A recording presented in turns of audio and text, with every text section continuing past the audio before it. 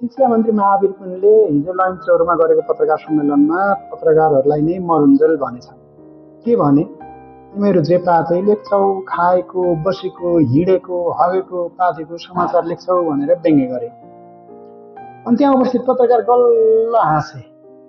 मजा आयो होला। अब महावीर पुनले त्यस्तै बोलिदिन्छन्, त्यस्तै कन्टेन्ट चाहिँ भाइरल हुन्छ भनेर गएको छन्। धेरै जसो युट्युबर छन्, पत्रकार छन्, र खासमा पत्रकारहरूको एउटा स्तर, एउटा तहका पत्रकारहरूको एउटा स्तर महावीर पुनले बताइदिएका हुन्। तर सबै पत्रकार त्यस्तै छन् त? त्यसो होइन नि। महावीर पुनले जुन रामोन म्यागसेसे पुरस्कार पाएका थिए सन् 2007मा, त्यसको 5 वर्ष अगाडि सन् 2002मै वरिष्ठ पत्रकार भारतदत्त कोइरालाले त्यो पुरस्कार पाइसकेका थिए। अर्कातिर सुधीर शर्माको धेरैले नाम सुन्नुभएको छ। सुधीर शर्मा पत्रकार मात्रै हुन्, उनले बहुत चर्चित पुस्तकहरू लेखेका छन्। हिमाल पारीको हुरी, भिक्षु व्यापार र विद्रोह, नेपाल नेक्सस र प्रयोगशाला जस्ता बहुत चर्चित पुस्तक सुधीर शर्माले लेखेका छन्। उनी पनि पत्रकारै हुन्। अहिले पनि उनी कान्तिपुर छोडेर पनि पत्रकारितालाई निरन्तर दिइरहेका छन्। अर्कातिर नारायण वाग्ले, धेरै नाम सुनेका छौँ, अग्लाउ कदका पत्रकार, उनी पनि अब्बल पत्रकार। उनी पनि लेखनमा अब्बल।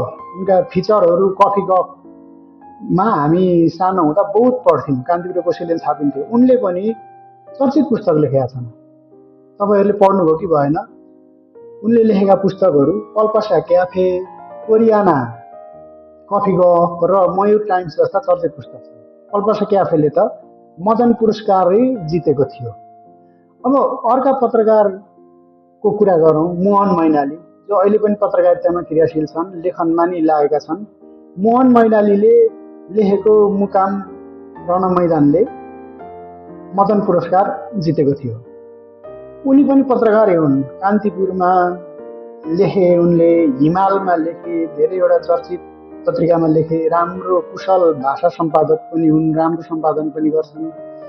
उनले पनि उपल्लो थलो, देखेको देश र मान्ठा हराएको जुग जस्ता अरू चर्चित पुस्तक लेखेका छन्। अब तपाईँकै बिटका चाहिँ पत्रकारको कुरा गर्ने हो भने प्रकृति अधिकारी शिक्षा बिटमा कलम चलाउँछन्। उनले पनि कम्तीमा पनि 3टा राम्रा पुस्तकहरू, उनको बिटका पुस्तकहरू निकालेका छन्। दिल्ली सम्झौतादेखि लिएर अरू 2टा पुस्तक उनले निकालेका छन्। अब यति अब्बल पत्रकारहरू हाम्रो समाजमा छन्। अब नयाँ पुस्ताको कुरा गर्नुहुन्छ भने तपाईँलाई सम्झाउँ, बसन्त बस्नेत, जो चाहिँ अहिले अनलाइन खबरको प्रधान सम्पादक छन्,